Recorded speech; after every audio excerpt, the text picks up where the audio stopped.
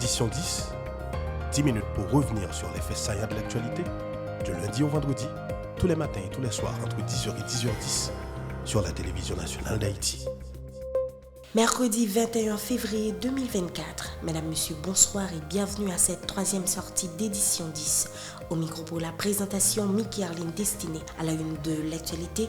L'Association professionnelle des magistrats APM s'est félicitée de la certification d'une nouvelle cohorte de 30 magistrats sur un total de 60 soumis au Conseil supérieur du pouvoir judiciaire CSPJ. Selon le président de cette structure, le juge Martel Jean-Claude, cette décision pourra contribuer au bon fonctionnement des cours et tribunaux du pays.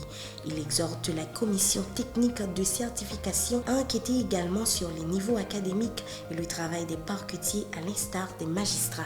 On se le rappelle, le CSPJ a recommandé une enquête approfondie sur les dossiers de total de 12 magistrats non certifiés en raison notamment de leur formation académique jugée insuffisante. Écoutons les réactions de Martel Jean-Claude recueillies au téléphone par Lionel Jean-Louis. Il y a une nouvelle liste qui est sortie dehors, côté que dans la liste des magistrats qui certifient, et il y a qui malheureusement nous prend acte de décision ça. Nous espérons que série de liste de magistrats ça qui sont certifiés, vous pouvez comprendre tout que c'est pas un chèque en blanc que vous gagnez pour continuer à inspirer confiance pour nous capables de gagner un pouvoir judiciaire qui est même à la hauteur de l'attente justiciable. Maintenant, ce qui a trait à ça qui pas certifié, c'est désolant le fait que yo figuré sur liste ça. Yo était connu que était dans un processus ça et nous espérons que gain qui capable d'accepter décision et ça qui pas accepté yo capable toujours dans le cadre d'un souci d'explication, le cas toujours chercher explication, mais c'est un travail nous-mêmes au niveau de l'APM, nous saluer et que nous encourager pour nous arriver, pour nous capables de certifier l'ensemble des magistrats.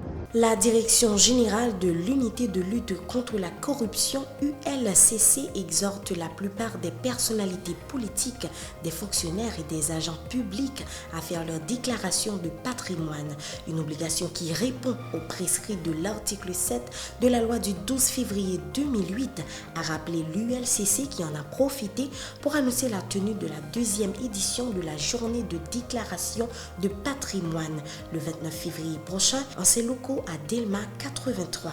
À l'occasion, des substituts commissaires du gouvernement, des greffiers et des notaires seront sur place en vue de permettre aux personnalités concernées de remplir cette formalité, ce qui facilitera la lutte contre la corruption, a indiqué l'ULCC. Cette structure mettra à la disposition des intéressés les formulaires de déclaration de patrimoine.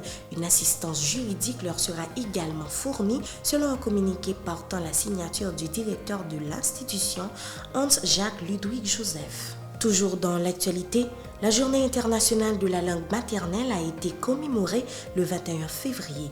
Pour la marquer, Académie créole haïtien ACA a organisé mercredi une activité autour du thème plaidoyer pour l'intégration de la langue créole dans la justice au local du rectorat de l'université à la rue Rivière à Port-au-Prince. Cette journée avait été adoptée en 2000 en vue d'assurer la promotion de la diversité linguistique et culturelle.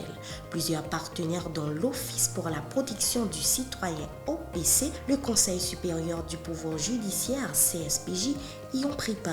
Le ministre de l'Éducation nationale, Nesmi Maniga, et d'autres personnalités ont aussi fait le déplacement pour l'occasion. Suivez. Les académies créoles haïtiens choisissent mettre date ça dans le calendrier activité li doit organiser chaque année.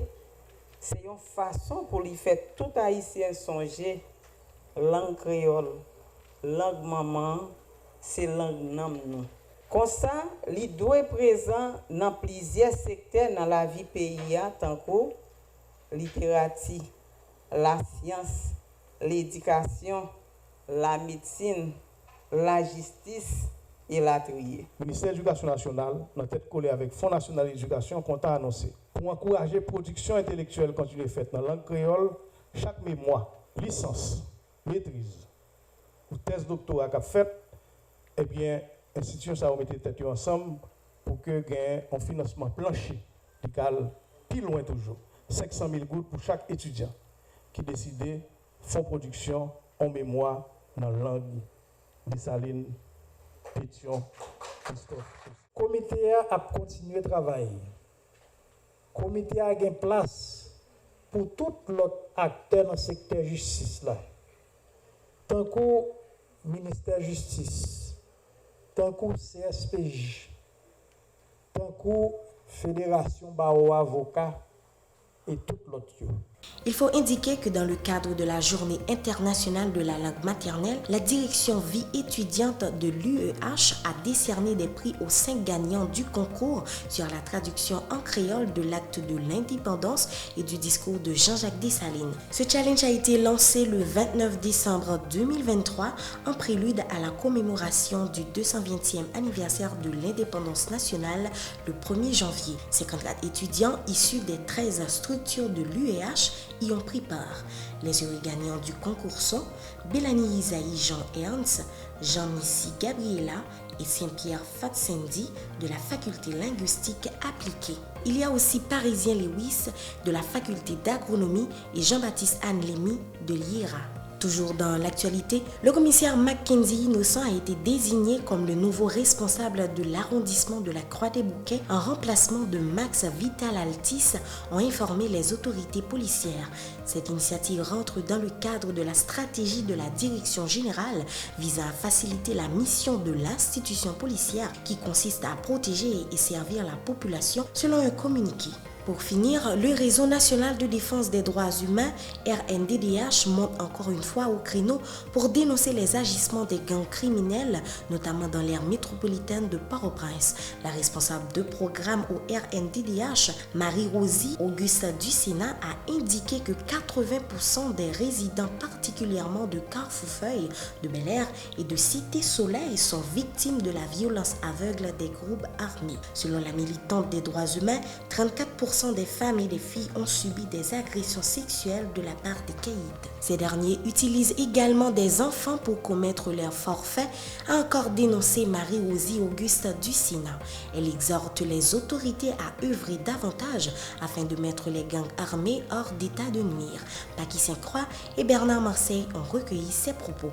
Écoutez-la. Enquête ça que RNDDH a mené lui-même démontré que l'insécurité a gagné un gros impact sur la population haïtienne en général. Premièrement, enquête l'a confirmé pour RNDDH que violence armée c'est quotidien citoyennes haïtiens. Par exemple, pour 98% dans le monde que nous rencontrons, guerre avec affrontement armé fréquent. Et 92% nan yo dit nous que yo subi zak violence déjà nan men bandi, 32% perdu parents yo ou bien yon proche yo, 26% qui c'est femmes victimes viol ak viol collectif. Et sous point ça particulièrement faut que nous quand même souligner que 34% femmes que nous rencontrons dans cadre enquête ça victimes viol ak viol collectif, ce qui est énorme. Deuxièmement, enquête là montré que des caractères hégémoniques attaques armées yo intérêt yo multiple. 59% dans monde que nous rencontrer dit nous que bandi a boumé pour capable gagner contrôle territoire et yo parler clair que c'est des territoires qui soit gagne richesse ou bien des territoires qui présentaient des opportunités économiques. 6% dit que c'est vengeance qui connaît gagner dans le sens que yon touyer maman l'autre, yon prend femme l'autre et la trier qui connaît fait que gagner guerre qui éclaté. Au soit parce que l'argent que bandi recevoir mal distribué entre eux. Troisièmement, enquête l'a révélé que bandi pas caché. Population communauté côté a intervenu connaît yo et yo a opéré tout avec des mineurs avec yo. 85% parmi répondants yo dit nous que bandi yo fait ça yo vle dans communauté côté yo a intervenu, y a opéré yo. 62% dans répondants yo dit nous que yo connaît bandi qui a opéré dans communauté côté a évolué yo. Pas oublier que n'a parlé de enquête que nous menons au niveau de Bel-Air, de Carrefourfeuille et de Cité-Soleil. 76% parmi répondants yo dit nous que à clair yo toujours remarqué des mineurs qui a opéré avec bandits armés yo. Et de manière plus précise 57% parmi répondants que nous rencontrés yo dit nous que yo connaît très bien agresseurs qui te commettre zak qui te attaqué yo qui te commettre un zak sou yo et 40% dans répondants yo dit nous même si yo pas connaît agresseur yo tout au moins se capable bail information précise sur qui gang que agresseur ça fait partie de. Recommandation que RNDDH mettait dans rapport ça que il fait sortir et ce rapport d'enquête ça, et bien c'est des recommandations que répondant yo même yo partager avec nous. Et n'a ba nous quête, n'a partager quelque avec nous tout parmi recommandations ça yo, répondant yo mandé nous pour nous demander autorité l'état yo suspendre protéger bandi armé, reprendre contrôle quartier Bel-Air, Kafoufé ak Cité Soleil dans mes bandi armé, bail assistance psychologique à victimes insécurité yo en général et particulièrement à Kafoufé, Bel-Air, Cité Soleil qui par exemple suspend subi actes violence dans mes bandits armés, bail victimes insécurité yo côté pour yo rester temporairement et dans sécurité en attendant que yo résout définitivement problème insécurité dans différentes zones qui touchées par enquête là. Voilà, c'est ici que prend fin ce numéro d'édition 10. Merci de l'avoir suivi et merci d'être toujours fidèle à la télévision nationale d'Haïti. Bonsoir tout le monde. Édition 10, 10 minutes pour revenir sur les faits saillants de l'actualité, du lundi au vendredi, tous les matins et tous les soirs entre 10h et 10h10 sur la télévision nationale d'Haïti.